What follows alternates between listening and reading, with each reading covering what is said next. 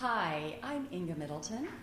I'm in a special corner of Arlington called Westover, and with me is the owner of one of our most well-known institutions in Arlington, Robert Tramonte, the owner of our very own The Italian Store. So, Robert, welcome, and thank you so much for having us in your wonderful store. Thank you for having me. Yeah, it Appreciate smells it. delicious, and I Thank love you. it here. I know for one that anybody who's ever lived in Arlington and has not been or heard of the Italian Store has definitely got something going on. What do you agree with that? I agree. We've been here a long time. We've been here since 1980. So when people come in and they say, "This is my first time, I've never heard of the Italian Store," it always kind of surprises me. Yeah. So what originally brought this concept to you? So my father was, he was from New York. His parents both came over from Italy, and my grandmother and my father's mother, she said, "You're going to be a lawyer and your brother's going to be a doctor." Mm-hmm. And my dad, neither one of them wanted to do those professions, but in deference to their mother, they both did. And my father didn't like the cold weather up in New York, and he looked on the map for the farthest south law school he could find, and at that time it was UVA. And so that's what brought my father to this area. And to fast forward a little bit, the concept of the Italian Store came about. Coming from New York, he felt like he could always find any kind of food he wanted. And when he got to Northern Virginia, he was a little bit frustrated. He couldn't find a good loaf of bread. He couldn't find Italian food that he liked. And I hear him. Yeah, he was a foodie before that word was even invented. Oh, yeah. So that was sort of the concept that, hey, if we can bring the good stuff down from New York, that there might be a lot of transplanted people working here for the government and whatnot, and they would be interested in the same thing he was interested in. That's brilliant, and it's true. His intent was for you to go to UVA then, UVA Law School? Well, that's where he went. He went. Okay. He went there, and one of my brothers went there for 7 years. He went to undergrad and law school, as well as my dad. Okay. And his brother went there too. And so when you decided you wanted to open the store, or he opened the store, say, he was training you and was happy that you wanted to get into this business? Well, he was, I would say he was the mastermind of it all. But he was a lawyer by trade. I see. And profession. And so he had the vision, and he handed his vision off to my brother and I. And we opened the store with my dad's guidance and his finances. Got it. And so we were all partners. My mom and dad were both very involved, and my brother and I were the two guys behind the counter. My mom was in the kitchen cooking. So they're all her recipes? All the recipes are from my mom. And over the years we've developed, it's evolved, but the core of our business are still the recipes that we brought about right in the beginning. That's wonderful. And these recipes originally came from Italy? They did. My grandfather, on my father's side, he lived with us growing up. And he would teach my mom all the authentic recipes that he brought over from the southern part of Italy where he was from. And what city was that? He was from a place in Calabria, and it was just a small town there called Acri. The big town is called Cosenza. So my dad, when people would ask where are you from, he would usually say Cosenza, but it was a small mountain town. Wonderful. Yeah. So what was the original concept behind the products that you offered at the Italian Store? The concept was that we were going to somehow, some way, bring products down from New York, and we had a good-sized truck, and we would go up there and fill up our truck to the brim, and we'd come back and put it in the store. So we were always trying to find, and we still are to this day. We don't have to take the trips up to New York as much, but probably not a week goes by that we don't have some deliveries. I think we have one this week on Friday. But we're always getting items from New York that sort of the good news and the bad news. The bad news is that New York's sort of far away, right. But the good news is it's close enough for us to bring the products down. Yeah. So we're still, involved in that. And then we also, we opened up with subs and sandwiches, and my brother and I had no idea how popular that was going to become. We had only devoted about 3 feet worth of space, a very small sandwich unit, and we maxed that out. Wow. Very quickly. That's great. Yeah. And that is interesting because when I first heard of your store, somebody was eating a sub sandwich at Williamsburg Middle School, and I was looking at it, and I had just come from Italy, and I had loved the delis there. So when I saw this sandwich, I said, hey, that looks pretty good. And I'd never seen anything like that in Arlington because I had just moved here. And they go, well, it's from the Italian store, as if I should have known. So obviously very popular. Well, and, it's just right from the first day. I remember we probably did close to $1,000 in sandwiches the first day we opened. And that was back when subs cost $2.75 each. Wow. And we realized that night, we looked at each other and said, we need to prepare better for this. And where did you get the recipes for the subs?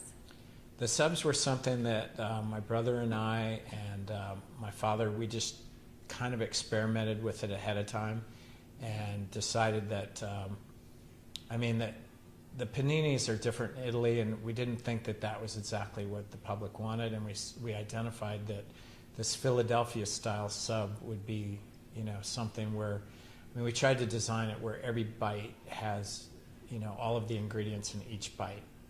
And, we worked pretty hard. We went up to Philly. My dad and my brother and I took a trip where we went up to Philly, we went to New York, we went to New Jersey, and we met with different people, and they were very accommodating to us. Comparing the different subs and styles of making them? We tasted a lot. We did. We went to some of the more famous places up in New York and Philly, and we took our subs back to the hotel room and dissected them, and that's funny. Came up with our own. It sure beats a Subway sandwich. That's all I can say. Thank you. And where was your first location? First location was Spout Run, Lime Village Shopping Center, and that store is still there. Okay. That's always been the hub of our business. Did you say you had one in Seven Corners? After the first 3 years, I think it was 1984, we opened a store at Seven Corners, which a lot of people don't realize Seven Corners was very vibrant back then. They actually did more sales per square foot than Tyson's Corner. And so for us to put a store in at Seven Corners was kind of the big time back then. And then over time, they got away from the mall concept, and they turned it into a big box center.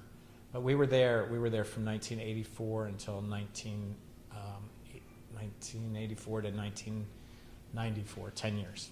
So you had 2 stores at that point up until then? We had 2 stores, and then for a while we had a store.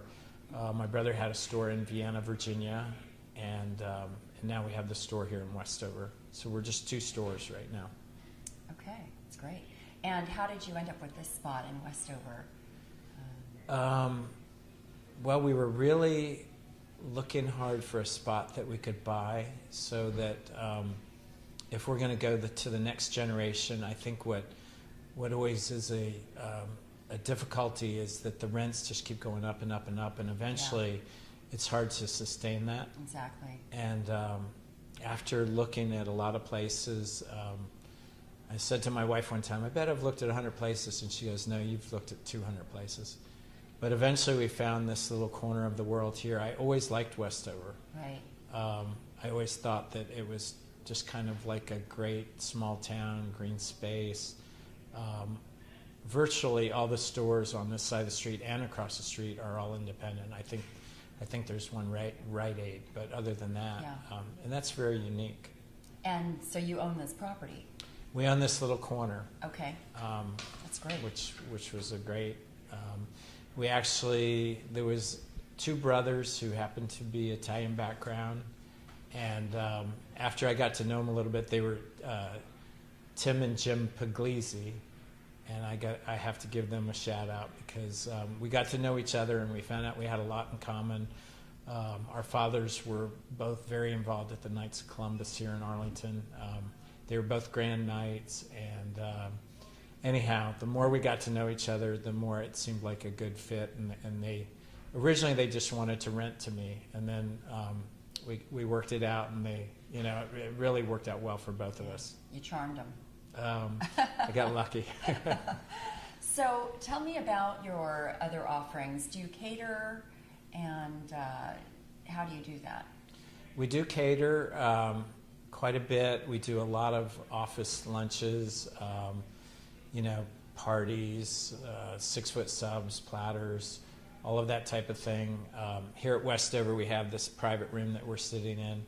We've done some lots of different events here. We've had Westover Ladies Night. We've had several birthday parties. Had Arlington County, half of the board met here one time. The Virginia Medical Association. But as far as our core catering, we're a little bit more of a drop-off caterer. Right. Where we don't go to your house and stand there and serve the food, but we produce the food and then drop it off. You do? Yeah. Do you do pizza delivery or no? That's not something. We do some pizza delivery from the Westover location out of Slice. Oh, okay. So we don't have our own drivers, right. but Right. you can always call it Slice. It's so nice to come in here. I never mind coming in here. And what about the wines? How did that come about?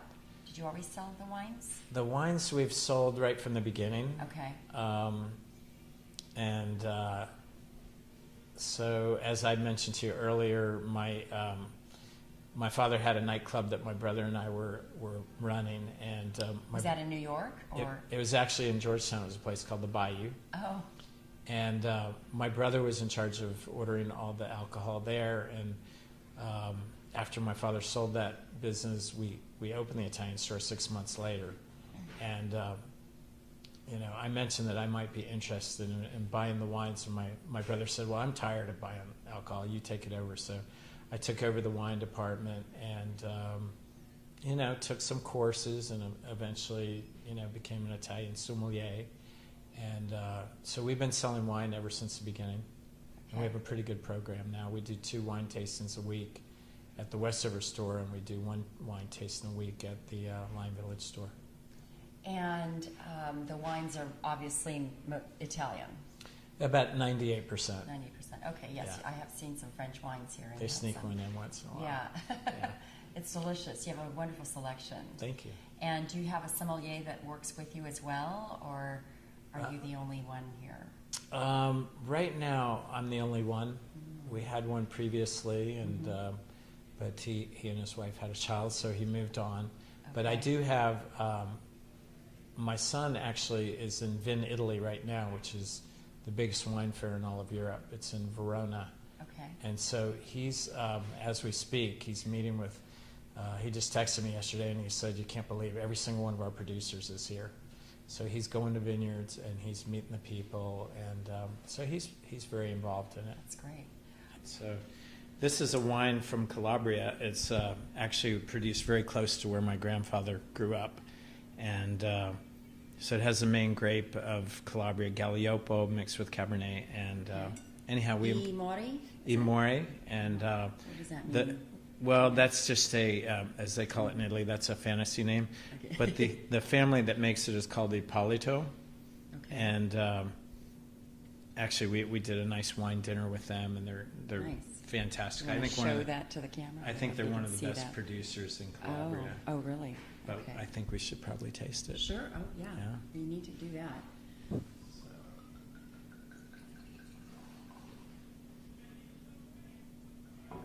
This is a red wine. Red wine. It has Cabernet. Cabernet and Galliopo. Okay, beautiful. There you go. Here. I can take one of these if you want. How about that? Okay, thank you. And all right. Cheers.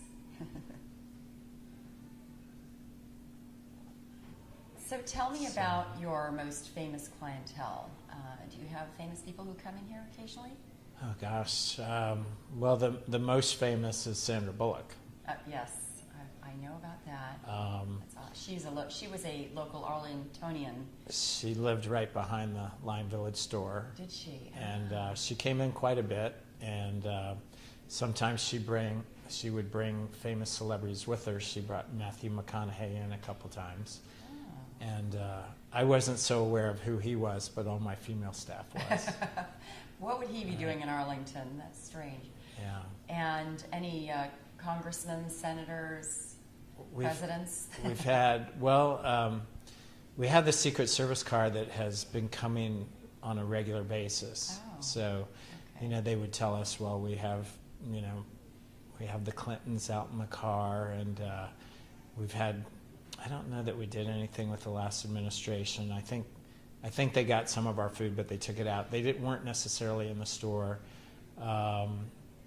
We've had a lot of sports. We've had some of the Capitals. Oh, yeah. We've had Redskins. Ice hockey players. Ice hockey. Yeah. Trying to think who else. We had Bryce Harper was in there. That's Steven cool. Steven Strasburg, Oh, Ryan Kerrigan. it's hard not to. I always like one of our Arlington favorites. That's Tommy Dolan, who he was an Olympic swimmer. He was just in here a couple days ago, and he won several gold medals. And I asked him how he did about what's the very famous swimmer that everybody knows. Michael Phelps. Yeah. And I said, well, how did you do with Phelps? And he said, well, his last swimming was Phelps first. And I said, how'd it turn out? And he said, well, Phelps wasn't very happy. Really? So he beat Michael Phelps. That's interesting. But he's in Arlington, and he actually has swimming pools now where he teaches children how to swim properly, which is kind of neat. That's great. So you support the community quite a bit, I know, don't you? Some of the charitable work, or we do a lot of the schools, and my wife's very involved in Catholic Charities. She was actually chairperson of the Catholic Charity Ball one year, and we've also done the St. Jude, which I like that charity a lot because all the money goes to the kids, and all these years that it's been around, they've never turned away any kid, and they've never given a bill to any family. So we like that one as well. That's nice. But we do a lot of the Catholic schools. That's a big one for us. That's great. Yeah. So you have a very diverse group of people working for you, as well as your family members, right? Your son works for you? My son does. He's director of operations here at the new Westover store. And marketing is done by? Marketing is done by one of his high school best friends. We have Art Barletta, keeping the Italian thing going. That's great. And did you, you have this little flyer you have every month, and he's going to have that. Right. Is he going to have that on the website now, or? So he's going to have it on the website, and we'll have it at each of the two stores. But it kind of gives an idea to some customers for like our top 10 best-selling items of the month. And, coming up in May, we'll be selling lots of gelato. Our cannolis are always famous. I mean, our cannoli cream comes from Brooklyn, and the shells are made especially for us. They're absolutely amazing. So there's certain items that we get. We have Italian store ravioli. We make our own pasta. We get the buffalo milk mozzarella from Naples, Italy. Now we have our Italian store brand. We're bringing over tomatoes from Naples, which has our label on it with the Italian store, and incredible. They're delicious. I don't know how we can sell them for $3.99. They're so good. There's like 10 tomatoes crammed in this one little can. We also have Italian store pasta now, it's a higher protein pasta, and it's made in Tuscany. And all of the wheat is Italian wheat. It's not being brought in from China or anywhere else.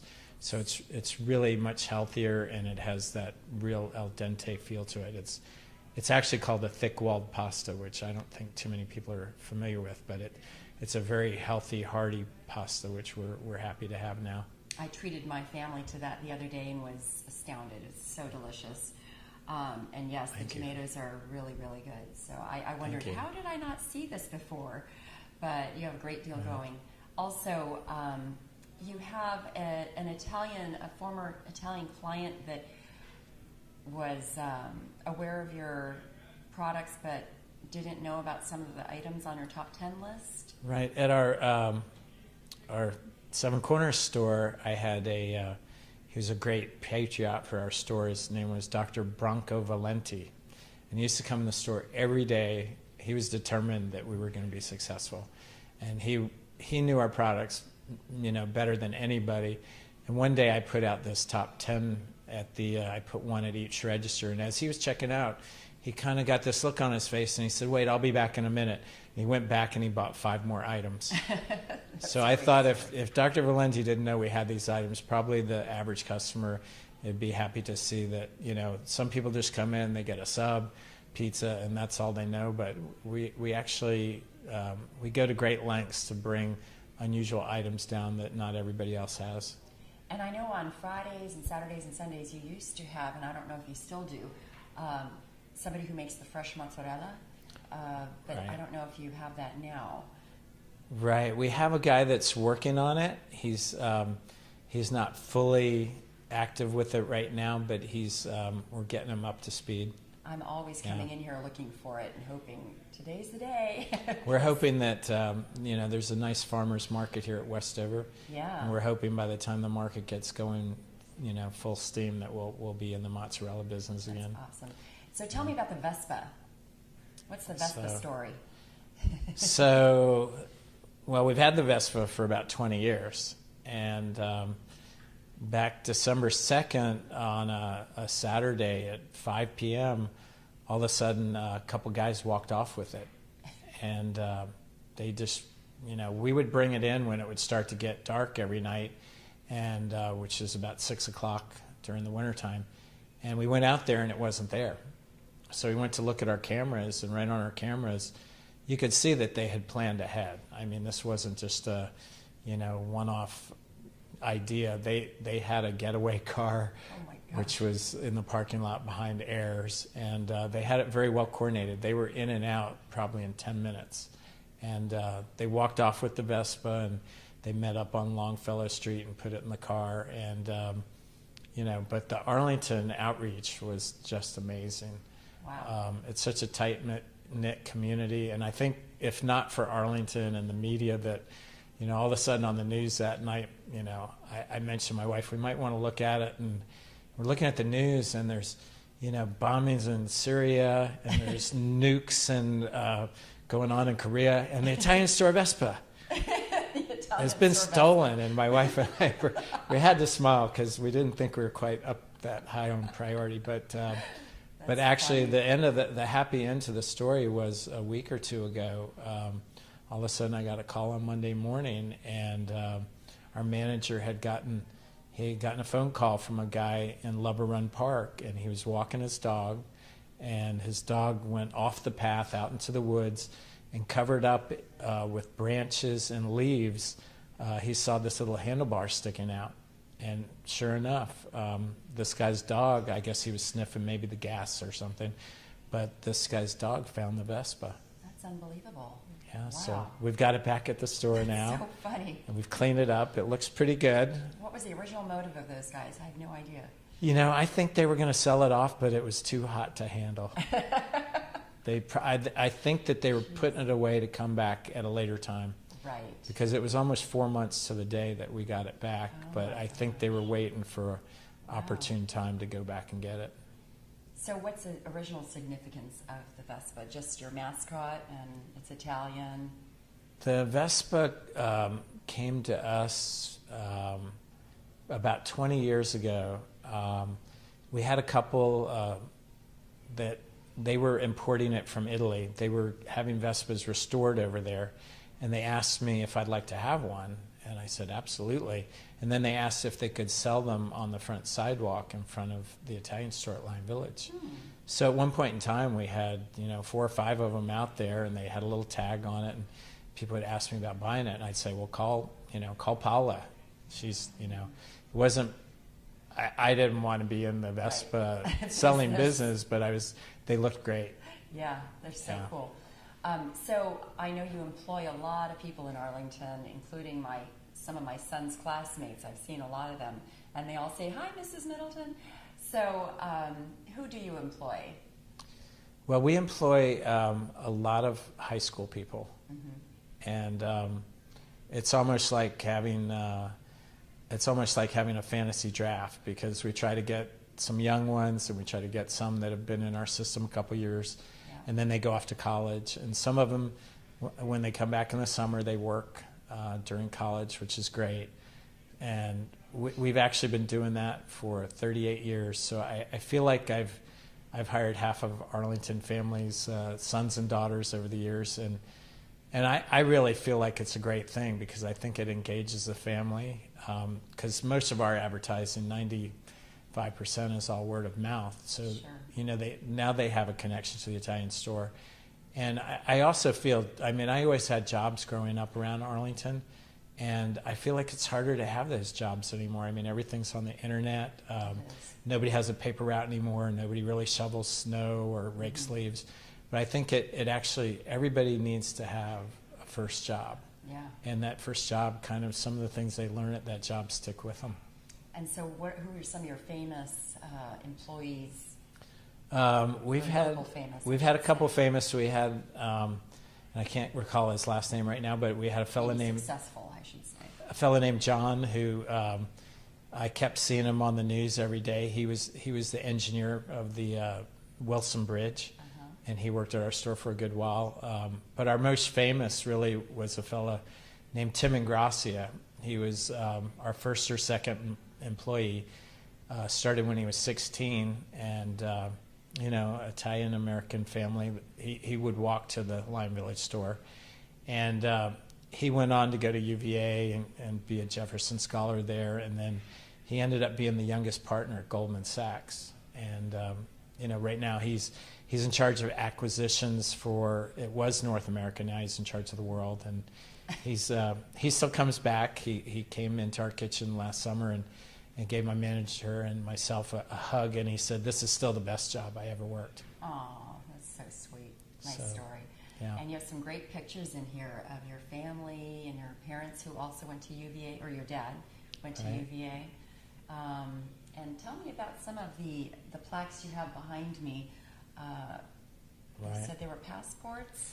Those are passports of my great-grandfather when he came over from Italy. He came over the first boat, which was in 1889. So they were actually here before Ellis Island. There's a place called Castle Garden that's in the same harbor as Ellis Island, and Ellis Island started in 1892. But my great-grandfather came over, and he had his two oldest sons, Raffaele and Francesco, and they worked in New York for a year and then sent money back. And then my grandfather came on the second boat with my great-grandmother, who was Nunziata Paterno, and he came with Giovanni and Carmela, and my grandfather was Mariano. That's nice. So, well, those are beautiful acquisitions. Well, thank you so much for all this information and for letting us have a behind-the-scene peek at your store. And you've taught me so much about Italy and what you offer. So thank you so much, Robert. Thank you. No, and my pleasure. Please visit this wonderful store, the Italian store. And that is it for now.